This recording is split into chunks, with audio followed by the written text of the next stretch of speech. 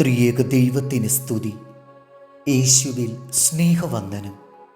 തെങ്ങോലത്തുമ്പിൽ ആലോലമാടുന്ന കുരുവിക്കൂടുകൾ കണ്ടിട്ടില്ലേ?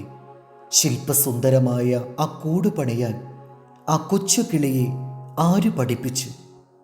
അതിൻ്റെ സഹജവാസന കൊണ്ടാണ് മനോഹരമായ കൂട് പണിയുന്നതെന്ന് പറയാൻ എളുപ്പമുണ്ട്.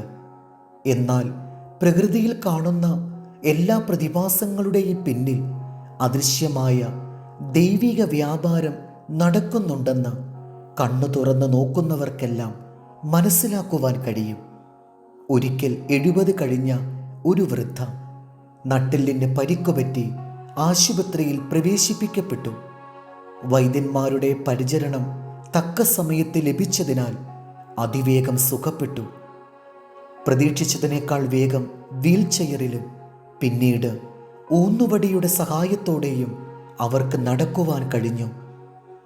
ചികിത്സിക്കുന്ന ഡോക്ടർ വന്ന് നാളെ വീട്ടിൽ പോകാമെന്ന് അവരോട് പറഞ്ഞപ്പോൾ വൃദ്ധയ്ക്ക് സന്തോഷമായി. ആ സമയം അമ്മയുടെ ഏക മകൾ അവിടെ എത്തി. അമ്മയെ വീട്ടിൽ കൊണ്ടുപോകാമെന്ന് ഡോക്ടർ പറഞ്ഞപ്പോൾ അവൾ ഒന്നും മിണ്ടിയില്ല. അല്പസമയത്തിന് ശേഷം അമ്മയോട് പറഞ്ഞു, അമ്മയുടെ കാര്യത്തെക്കുറിച്ച് ഞങ്ങൾ ആലോചിച്ച് ഒരു തീരുമാനമെടുത്തിട്ടുണ്ട്. വൃദ്ധരായവരെ സംരക്ഷിക്കുന്ന ഒരു വീട്ടിൽ അമ്മയെ താമസിപ്പിക്കുവാനാണ് ഞങ്ങളുടെ തീരുമാനം. വെള്ളിടി വെട്ടുന്ന പ്രതീതിയാണ് ഈ വാക്കു കേട്ടപ്പോൾ ആ വൃദ്ധ മാതാവിനുണ്ടായത്.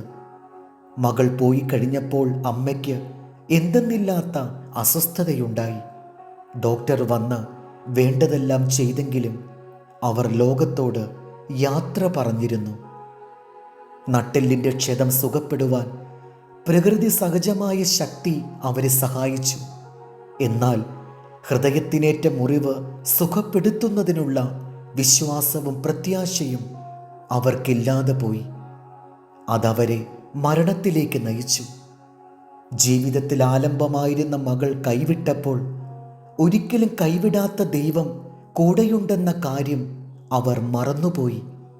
നമ്മുടെ ജീവിതത്തെ പലപ്പോഴും ദുരിതത്തിലേക്ക് നയിക്കുന്നത് ഒരിക്കലും കൈവിടാത്ത ദൈവം നമ്മുടെ കൂടെയുണ്ടെന്ന യാഥാർത്ഥ്യത്തെ നാം മറന്നുകളയുന്നത് കൊണ്ടാണ്.